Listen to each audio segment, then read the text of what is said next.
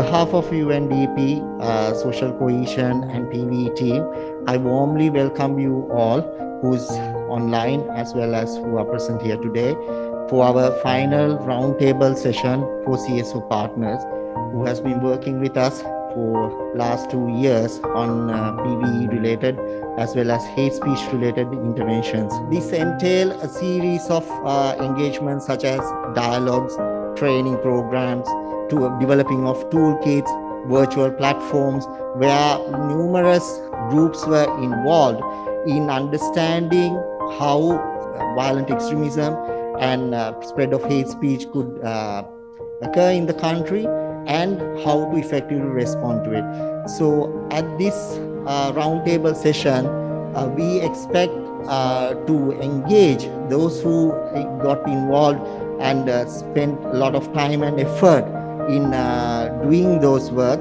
to understand what happened over the last 2 years, what were the lessons learned and challenges that you came across through the time of interventions, and to see how we can identify the way forward for our engagements for next few years.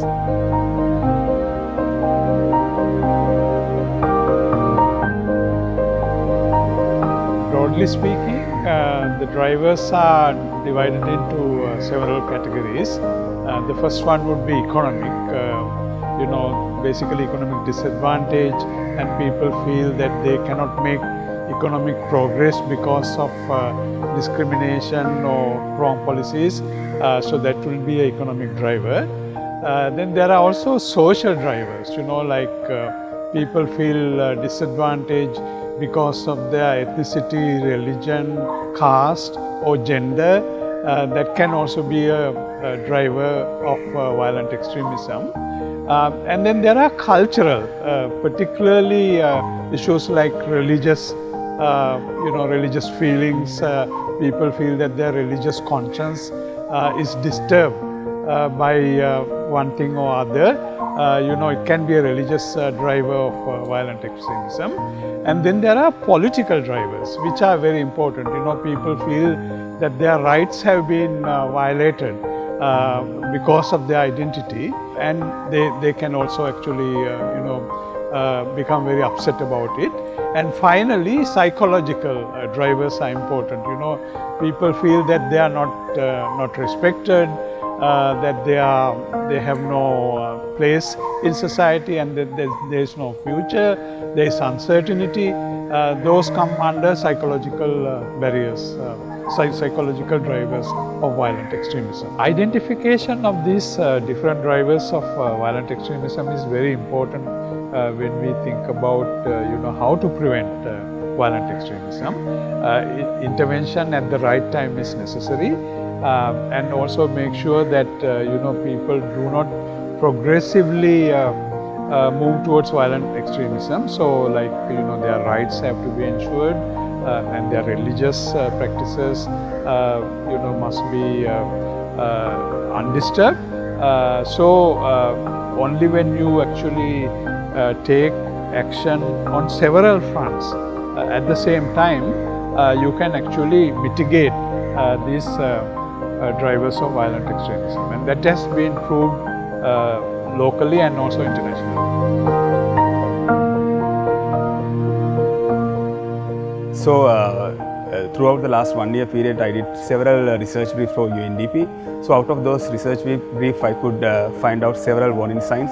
The first one is youth involvement into violence, which is a very interesting area with the use of social media in their day-to-day engagement. And apart from that, COVID-19 also have made certain inequalities of society.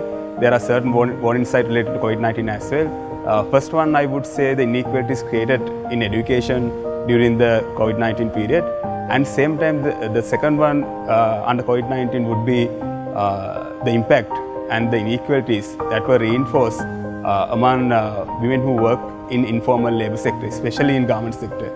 Apart from that, in terms of the ethnic minorities, I would say upcountry Tamil communities' engagement in terms of fighting for their rights, also a warning sign that need to be discussed and also concentrate in future work.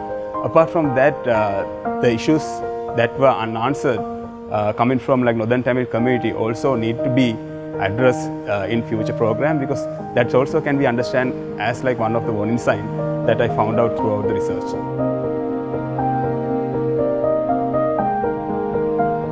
You know, a lot of people don't consider the cost of violent extremism economically, socially, politically.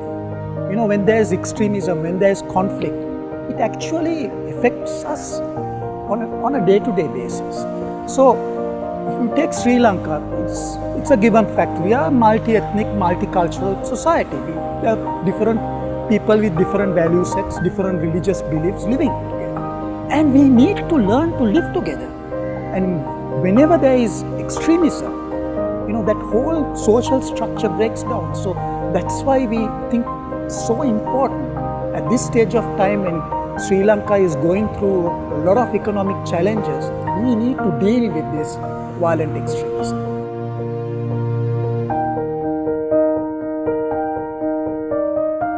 Encouraging critical thinking among young people is essential to grasping the nuances of hate speech and disinformation that pose a threat to social cohesion in Sri Lanka.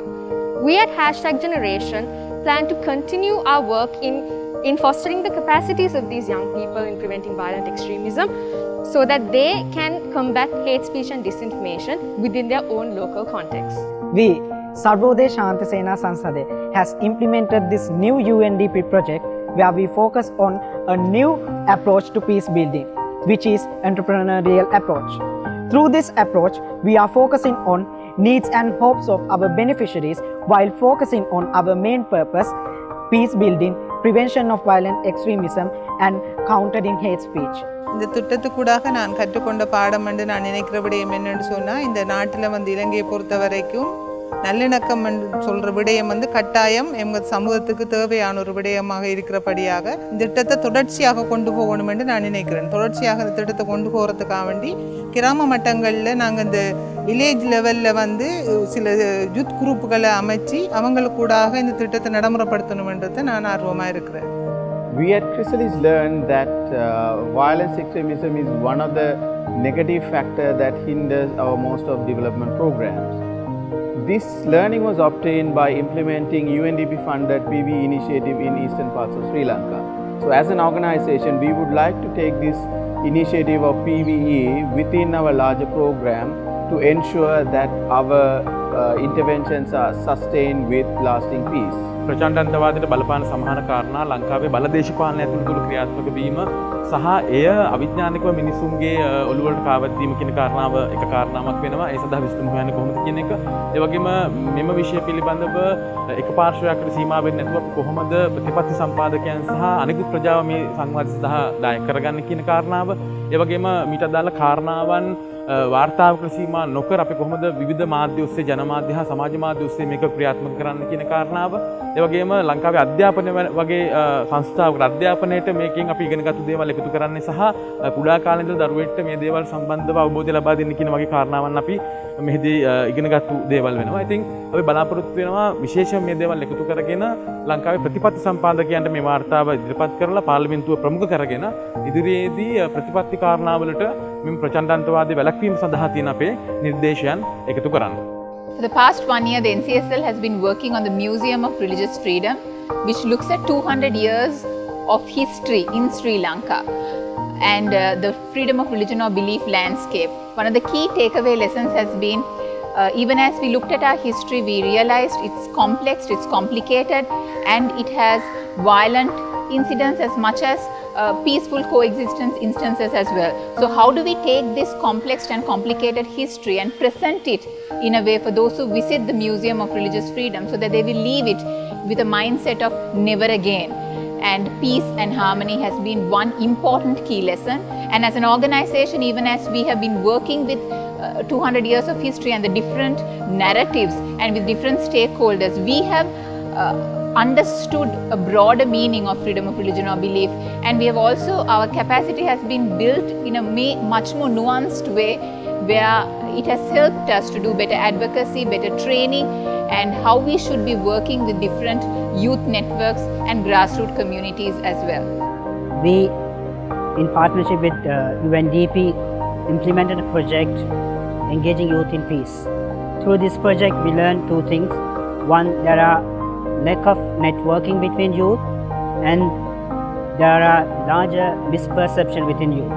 So eradicating this, we continue to work with these youth to increase network as well as reduce misperception within community. Something that we learned in this project is that access to information on digital safety is lacking among young women. So in our future interventions, we hope to talk more about digital security and online safety so that women will be safer and will have access to more safety mechanisms online. The role of media in developing content and alternative narratives using mainstream and new media, citizen journalism is very important. Also, use of journalists and civil society actors in this discussion is very valuable. Recording of youth and women experience and knowledge in this domain is important. Already some donors and few partners have reached us and promised us the support for future programs.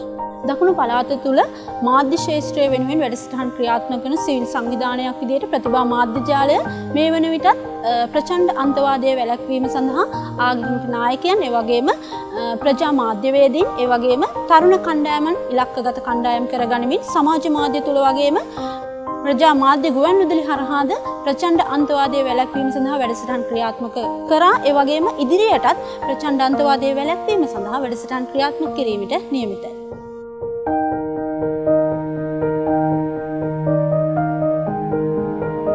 We would like to see a Sri Lanka which has an inclusive space for freedom of religion or belief and religious tolerance, irrespective of religion, ethnicity, or whatever community that you belong to. And that is our hope for our nation. බහුවාර්ගික, බහුආගමික, බහුසංස්කෘතික සමාජයක් හැටියට අප සියලු දෙනාම සහජීවනයෙන් සහ ආදරයෙන් ඉන්නේ කොහොමද කියන කතිකාව ලාංකීය සමාජයට දායාද කිරීම තමයි අපේ බලාපොරොත්තුව වෙන්නේ. இந்த திட்டத்தை நாங்கள் முன்னெடுத்து செல்றதுக்காக யோசிக்கிற விடயம் வந்து நாங்கள் என்னவென்று சொன்னால், இளைஞர்கள் மத்தியில் ஒரு பாரதூரமான ஒரு நல்ல விளைவை ஏற்படுத்தணும் என்றதை தான் நாங்கள் நிறுவன ரீதியாக நாங்கள் அதை விருப்பப்படுறோம். அந்த விடயத்தை வந்து நாங்கள் இலங்கை பூராக அந்த விடயம் மேற்கொண்டு செல்ல வேண்டும் என்றது தான் என்னுடைய விருப்பம் என்று நான் நினைக்கிறேன்.